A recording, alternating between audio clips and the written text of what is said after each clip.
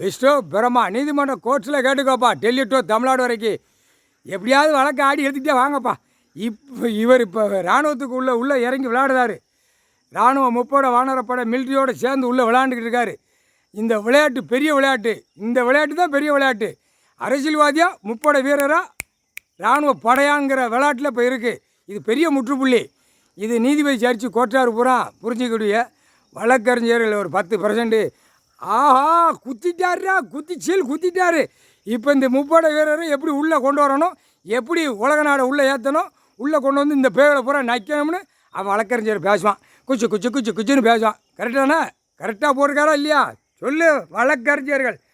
அதுக்கு தான் சொல்கிறார், நீதிமன்றத்தில் வழக்கு ஆடுறது தப்பு இருக்கக்கூடாது. தப்பு இருந்தால் தண்டனை தண்டனை தண்டனை. யுவரானர் தண்டனை. ஜட்ஜி ஐயா போட்டார். ஜட்ஜி ஐயா ஜட்ஜா நிற்கார் பார்த்துக்கோங்கடா.